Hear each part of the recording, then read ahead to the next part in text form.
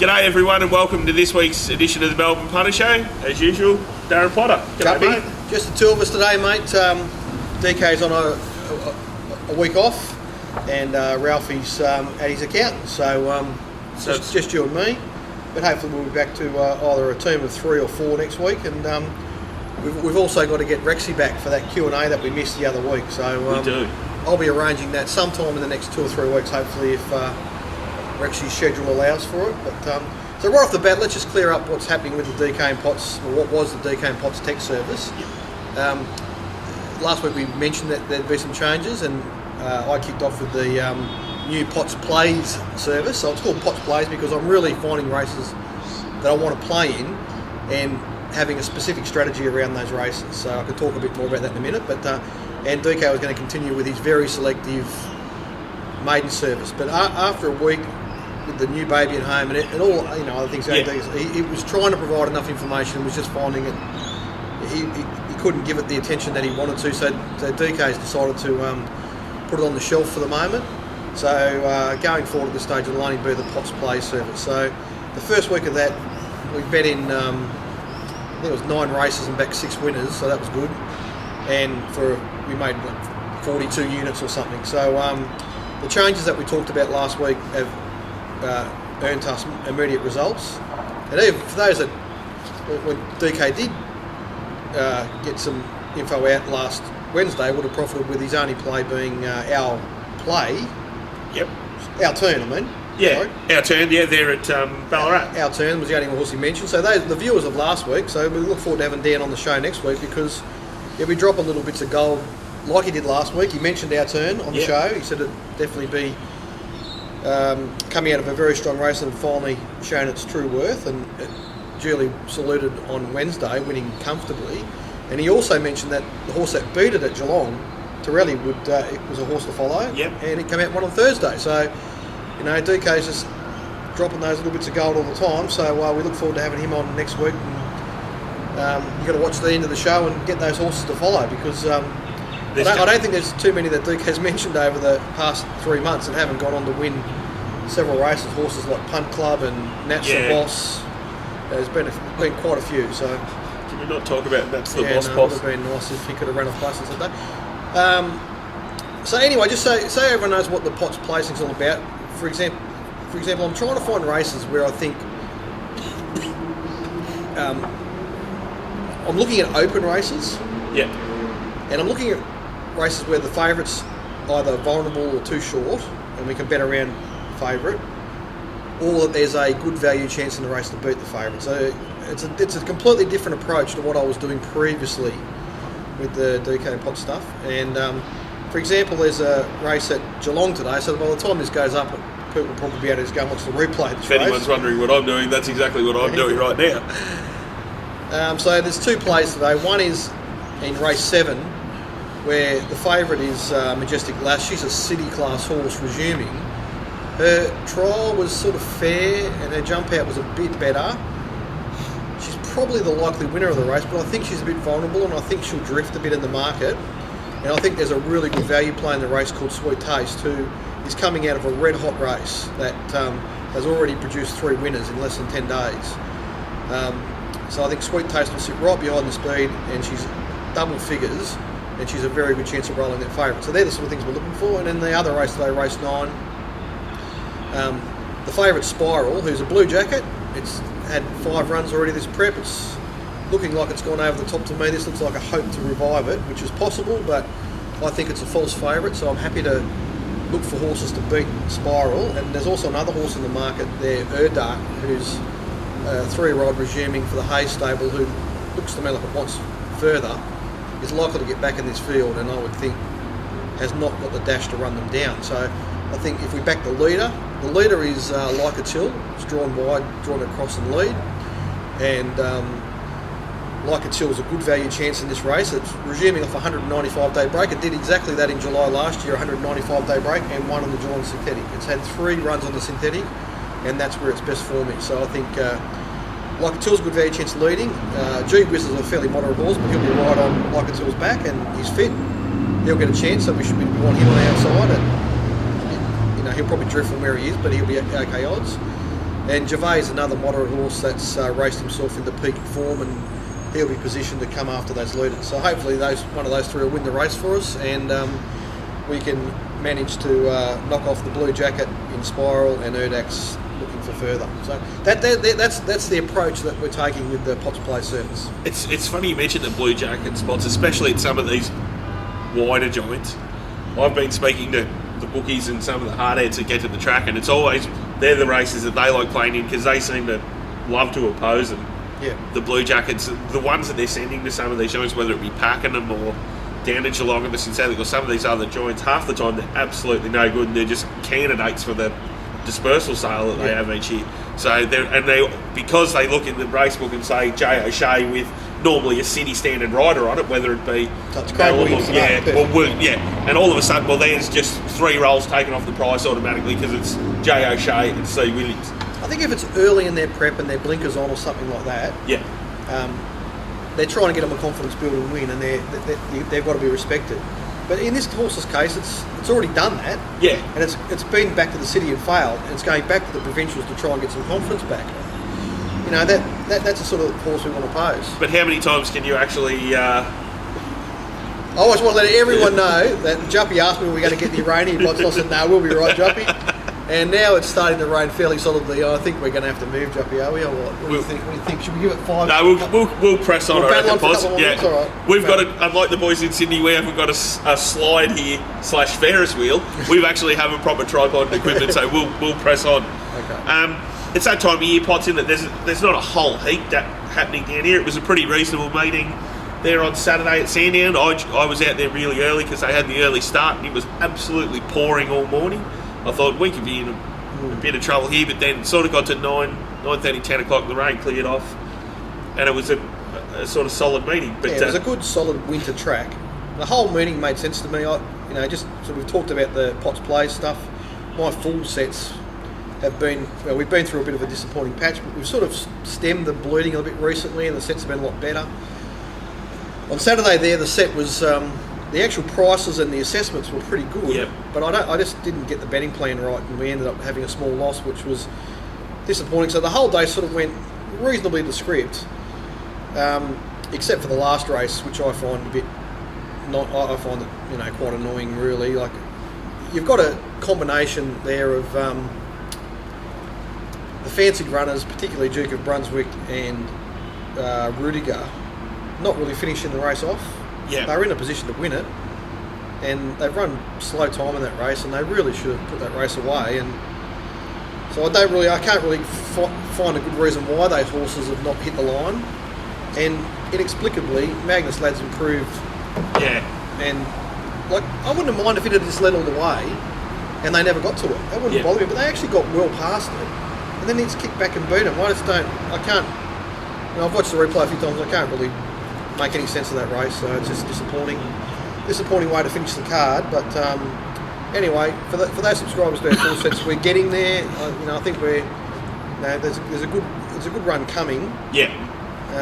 Exactly when it arrives, it's always very hard to predict. But and we're a bit stiff, Potts. There was a couple of things like that's the boss run, and you sent out the early prices, and I was able to grab the 18 at $5. And it runs fourth, it runs third, and all of a sudden you've had 3 units on it at $5 to run the place. And I think the market sort of went the same way we did that. Yeah. And that's the boss. He's just a nice horse, just a typical sort of off-season city horse that's racing well and was fit, and he's reliable. And then the favourites in that race, Sapug, Odyssey Moon, and Jalan all looked to have issues, and the market sort of didn't really like any of them that much. There was a bit there was money for Sapug, Anyway, Odyssey Moon was coming off a really good platform run. He was easy to back if he just went on that run. But why I didn't back him, there was only one reason. He had 1 win from 15 starts. He's been heavily backed a number of times in Sydney in his past life, when he was still with, I think it was Roddy Northern. And he just doesn't really find the line. But, Robert Smerdham's got him going well, and he stuck his nose out there on Saturday. Unfortunately for us, I also thought Bassett had got out to a backable price. We had something on Bassett. He looked like the winner at the 200. Yes. He's just not quite a horse, Bassett. But anyway, the horse to follow out of the meeting, I think, comes through that race. Battle Camp was only having his third start. He wasn't particularly well positioned, and he really dug in over the last 200 metres. I think he's a horse that's got plenty of scope, and he's the horse to follow out of the meeting, I would say. Should we go through race by race and have a flick through pods? Race 1 was won by Inspired Estelle, and another one of the litany of seconds we've had lately with Montoya Secret pods. I mean, it's just the rub of the green a bit. I watched her run at Maui, and Prontessa just destroyed her. I mean, admittedly she was a 2-year-old against older horses, but I couldn't see much to like about her there. And she's destroyed them. She's won easily on Saturday, and I missed her, so that was probably the biggest mistake I made on the day. But the other jockeys they just gave up, you know what I mean? That race was run very slowly. They let Dwayne Dunn come across, sit outside the leader and just sprint away. So it's not form, it's no good. So anyway, move on. Race 2 was won by Clemency. When the paddock watchers came back in from having them, the mounting yard judges came back into the ring after they'd had a look at them, that was the only one they wanted to back. Bless you. And another one for Benny Allen. Yeah, well, we fell into Nimini Pimini mostly, and also the Waller horse, whatever it's called. Yellen. So second and third. Again, just the rub of the green. Not that I agree with it, okay? So I disagree with what I'm about to say vehemently, right? Yeah. And if I'm a steward, it's just dismissed and frivolous, right? But in the current environment, I'm a little bit surprised that Damien Lane didn't lodge a protest. His riding was inhibited all the way up the straight on Nimini Pimini by Clemency hanging in. He had to change the whip from his right hand to his left hand to get at the horse, and he's been beaten half head. So if B. Allen had kept a straight line, he would have been able to get at Nimini Pimini better, and I think it could have been interesting. But full credit to B. Allen. Now, Clemency was 70 days between run, but she was coming off that really strong race at Moonee Valley, that Raw Impulse one. I was a bit on the fence with her because I thought, on that sort of testing track, it'd be a hard race to win without a recent run. Yeah. When you're tackling a horse like Nimini Pimini, who was on the 7-day backup. But, she had 3 trials, and it's Robert Smurd, and as you said, the mounting yard watchers nailed her and backed her. Yeah, and we're taking what I thought was bottom of the market by the time they came back in. I was tempted to chop out on her, but you were chopping out on her at the bottom of the market. Yeah, like they were coming in taking 360, 370, when I think they bet close to $4 or something like that. So she was kept safe in the market all the way through because the race was dramatically impacted when Holy Cow was a race more late scratching. Was that because of the downgrade pots? I don't know. If there's one trainer that's going to do that sort of thing, I don't want to talk about it. Race 3 we hit the scoreboard pots with War Legend winning. Yeah, well, he was a beneficiary of that race morning rain. Yep. I don't think he would have won the race without that. He probably would have been competitive, but I think that really helped him. Yeah. Because his main opposition was obviously Divine Mr. Artie, who was on the back up and stepping up in distance, and probably didn't need a really testing track. Yeah. So, that swung things in War Legend's favour. He just sat out there 3 and 4 wide without covered duration and was just too strong with the fitness of those 1,800 and 2,000 metre runs in Adelaide. So all good there. And you nailed race 4 when turning around beat longer on.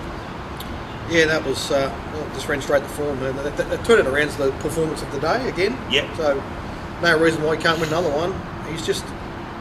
The horse is absolutely flying. He's got tactical advantages, like he can race on pace back. He can do anything, this horse. So and loves wet ground. He likes wet ground. He races well on top of the ground. He likes Flemington. He's now won at Sandown. He's just a really good off-season horse at the moment. Longeron's done what he did last prep, which is the poor run, sort of inexplicably backing up off it, and then he won last prep, and this time he's only just been caught in the last stride. So now he's found his form. Longeron, I'd say he'll hold that level, and he'd have to be very hard to beat in a 2,000 metre race next start. Another one that we could keep an eye on, Pots. Sizemo ran 3rd.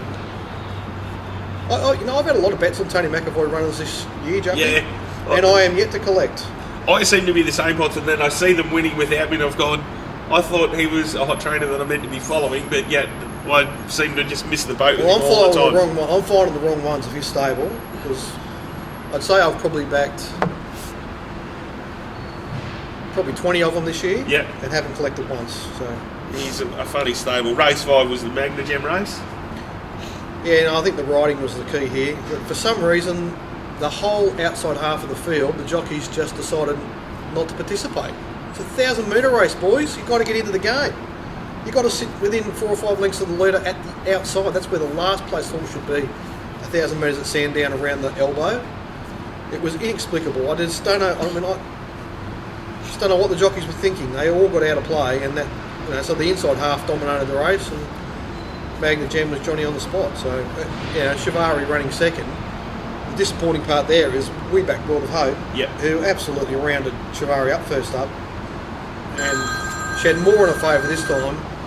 And for some reason, the jockey on Saturday fought her for the first 600 metres of a 1,000-metre race. When you watched this, Mickey Herring, that was you who was ringing me.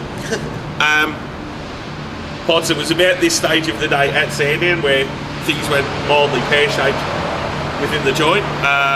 You mentioned on the chat room, was that me reversing the trucker?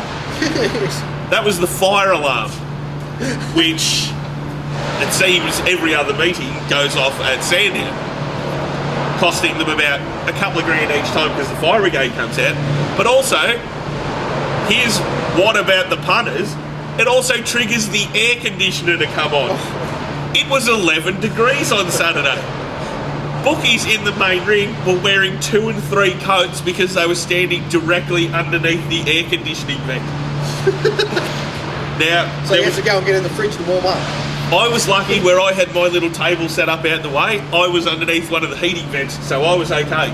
But good friend of the show, Paddy Davis, he was down there working for Brian Mann, Freddie Watts. That end of the rail, closest to the glass, closest to the track, they copped it, and they were shivering. Probably something that needs to be looked at, MRC, and there's one other thing that needs looking at, and I tweeted it out because it got to this stage, and because of the early start, everyone thought it was race 6, so everyone thought it was halfway through the footy. Well, the footy hadn't even started. But if you go to Caulfield, the footy's on it about every 3rd or 4th TV. It's great. You can watch the footy, you can watch the races, they don't have Fox footy at Sandown. Now, MRC, you're going quite well. I'm sure you can afford it. Jake Norton mentioned he watched racing.com yesterday on RSN, that he watches racing.com on Foxtel. Even if you set up your Foxtel Go, Jake, so that we can at least watch the footy at Sandown. Because that's what I had to resort to, was getting the iPad out, watching it on Foxtel Go to watch the Carlton game. It's just little things like that that'll help bring people back to the track.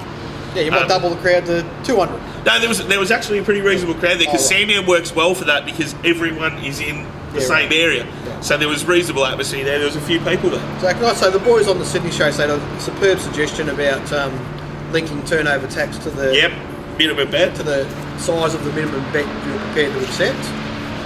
And for people out there in Twittersville, minimum's not like no, it's not. You have to bet at least that much. No. It means what the bookmaker has to accept before they can reject the bet. So if you want to, if Crown Bet say want to accept a $5,000 limit, they should pay less turnover tax, because they're going to, if they do that, they'll have significantly more higher turnover. So I think that's a great suggestion that the racing powers would be mad not to look at. But the poor old on-course bookmakers, they do have to stand them for, it's 5,000. 5,000 on a Saturday.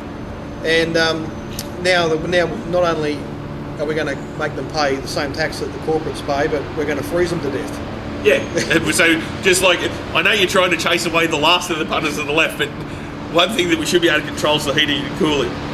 Race 6 Pods was won by Nesbo. Yeah, I didn't put this race on the betting plan because I just wasn't quite sure. I was very wary of Nesbo. I actually had a very tiny bet on it myself in the early play when it was still $20. Yeah. There were scratching, so I think I might have ended up taking $10 after deductions. It was in that order. Maybe that's another thing that they can attach to the minimum bet rules, the standard set of deduction spots. Just something. something Yeah. that's a little bit consistent, not Not just Rafferty's make it up rules. as we go along. Yeah, it's not much of a race. Nesbo's put a hole in them, and not much to say really. And Pretty model horses. And race 7 was won by 4 dress that you found for Quinny Scott and Jess Payne. Yeah, no, they didn't take many risks with her once the rain came in the morning, and she was sort of one of those mares that had a purple patch, hadn't won a race for a while, but she found conditions to suit the way she went. A lot of Love's a better horse than her, but a lot of Love was not suited by the draw and the conditions, and 4 dress was. And for anyone out there wondering, particularly you, Benicio, I'm sure you are, NQR is officially got life. Never again. She's just not trying. That mare. She is not quite right. She's not trying. She's hopeless. We mentioned race 8, which was won by Odyssey Moon Pods, and that brings us to the last. Yeah, we're always at the last. And the last as well. Magnus led. I think, in the steward, that should be in the steward's report explaining the form reversal there. Bring Wes Hunter in and make him explain what he did to that horse to get it to improve. I mean, I thought it was only third up, and its run wasn't absolutely awful at Flemington, but that horse has not competed for a while. It's been in and out, you know what I mean? Like, punters deserve to know why a horse like that suddenly is fairly well back, long odds, and improves significantly. There needs to be some. Yeah, there's going to be further questions asked. asked. It's probably all okay, but just explain it to them. You know what I mean? Because it leaves me. I just think I don't know. I can't. I mean, if you went back several runs, which he had to go back a long time because that horse had a couple of long spells and only one run back. So you had to go back a long way to find form like it produced on Saturday. It's real typical off-season stuff at the minute, isn't it, Potts? So it's not exactly the most eventful. But we were meant to run the Queensland Oaks there on Saturday, but they copped 3 inches in an hour or whatnot. In regards to Melbourne, Jumpy, it'll pick up shortly. The Yeah, Melbourne Winter Series is really good. Yeah.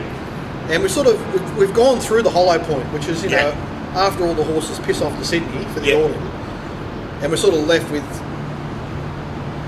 the dregs. But then there's a lot of horses that are targeted these days at that Winter Series, at all distance ranges, and the meetings in the last few years through June, July, and August have been really good. So I'm hopeful that we'll get some really good racing over the winter in Melbourne. Well, it starts. Well, we can look at the week ahead then, because that's sort of a kick-off point for it. We've got the Metro meeting tomorrow at Sale. Yep. Wangaratta is a heavy 10 already on Thursday, and I think there could be potentially more rain coming. I think it's in some doubt, and I don't think they've got a contingency plan. But then I'm off on Thursday. I'm heading up the road because I'm at Swan Hill for the 3-day carnival up there. Can't wait to get up there. Apparently it's like a more intimate waterbull. It'll be my first one, and everyone I've spoken to who's been up there before loves it. So, and there's always good racing on a big open track, so hopefully the rain stays away there. There's good prize money, so I assume that might flush some of these good horses out pots, and we'll start their winter programs up there. And then we've got... I think particularly the Friday and the Sunday. Friday and the Sunday, yeah. The Saturday meetings, I think, is just a... Yeah, I won't be paying much attention to the Saturday meeting, but the Friday and the Sunday, I'll be trying to find something there for our Potts Play team. So yep. And then we've got one race on each day. And then we've got Flemington on Saturday. Yep. It'd be nice and chilly out in the betting ring out the back there on Saturday, Potts. Yeah. And for our subscribers, again, I've been looking very closely. We've had a really poor run at Flemington for about 6 months now, and I'm not quite. I haven't managed to put a finger on exactly why. The results have been a bit random, but the horse is winning. I mean, there's been some odd. Yeah. If you go back and look at some of the quaddies at Flemington. Yeah, they've been enormous. So.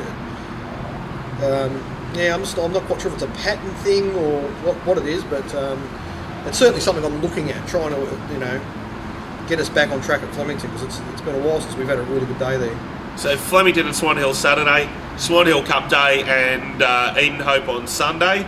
Mornington host a Metro meeting on Monday. It's a public holiday, isn't it? Yeah, it's Queen's birthday, and then Geelong Tuesday and Sandown for the midweeks next Wednesday. Yeah. So the sale meeting tomorrow is a genuine city meeting. So city prize money. 116 acceptors. So as long as we don't have, 40 scratchings. Yeah, as long as we have a reasonable amount of scratchings, it should be a good meeting. And I won't be doing a full set for Mornington. I just don't think it's not really viable, I don't think. So No, and traditionally, it's that meeting in particulars. Yeah. Especially when they've got the Sandown meeting the 2 days after. I think they'll try and run on a slightly better surface. I'll be looking at it for the tech service, but not doing a full set for there. Now, I was out there on Saturday, Pods, and I was speaking to some of the bookies. Now, as I said, Queensland Oaks was abandoned, couldn't run. Couple of inches of rain. They showed the pictures from there where all the umbrellas had blown over. They couldn't get the ambulance around the ambulance track. Fair enough. Surely there were some horses that might have been good enough to put on the cover of Best Bet spots, because this week and this might be slightly controversial, the Brown Noses Best Bets is now owned by the industry.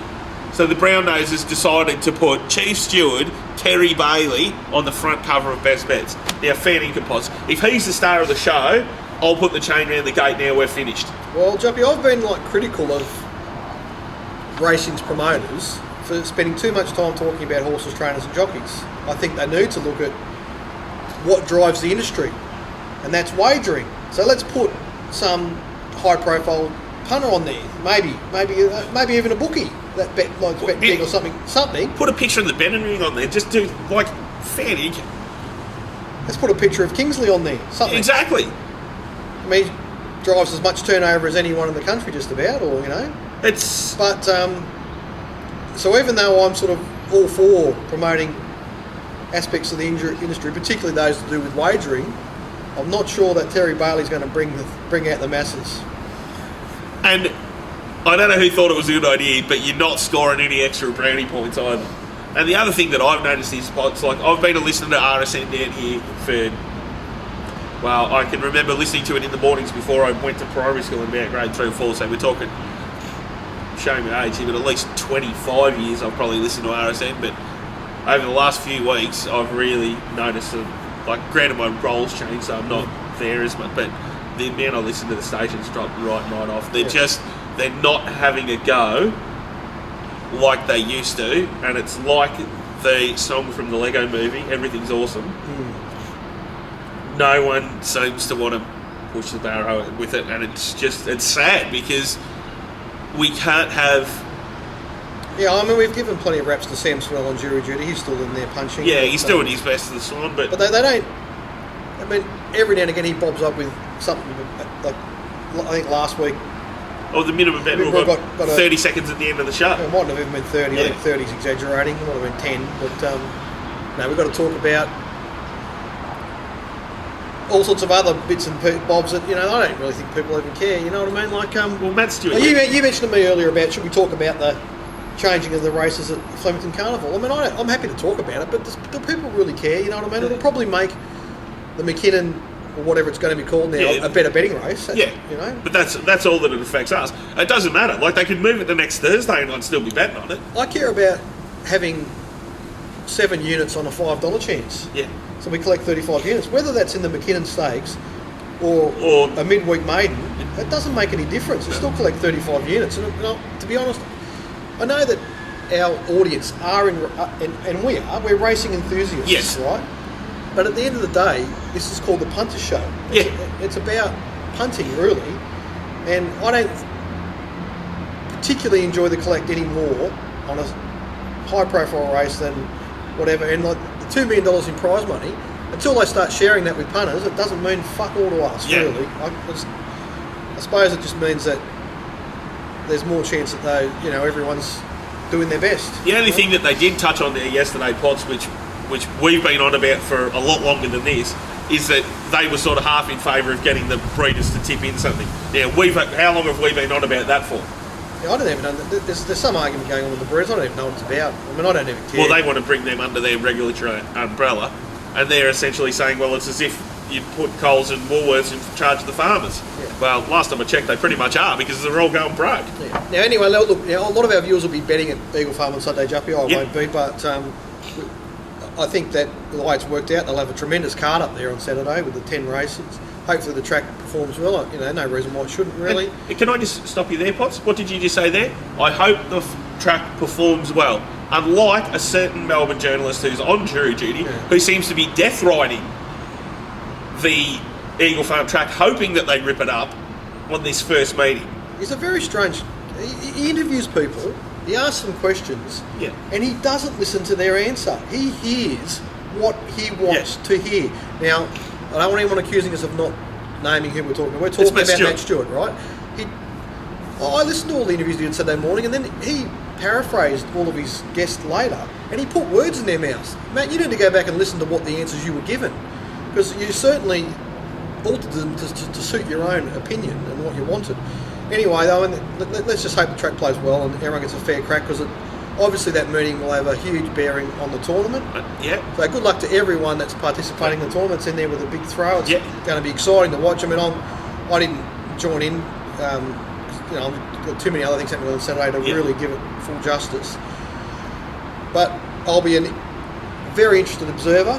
I'm not in the DRG camp. No. Was it? Yeah, Death Ride Glen. Yeah, I'm not in that camp, but I'd be happy, or equally happy, whether Glenn won or one of our other subscribers. I just hope it's someone from the Punter Show camp, subscriber or whatever, that gets the cash. That'd be awesome.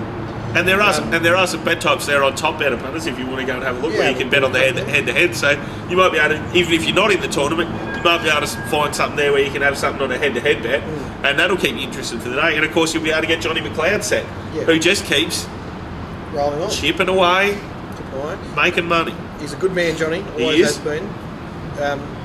It's a good lesson for our subscribers. Johnny went through a patch maybe 18 months ago where he just really hit a couple of hurdles. He fought his way through it, and then ever since he came out the other side, he's barely missed. So that's the people that you're getting services from by the Punter Show, they're professionals. They can't afford not to win.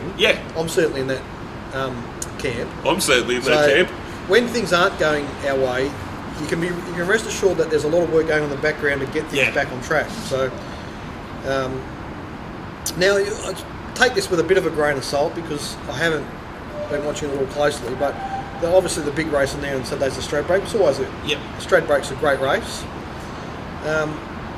Is that Scudelia favourite? If not, she'd be second. She'd be right up there. She's been up for a while now. Like, we were backing her in here in Victoria a fair while ago, and I think she really peaked in that, obviously the Doncaster, and then she backed up a week later.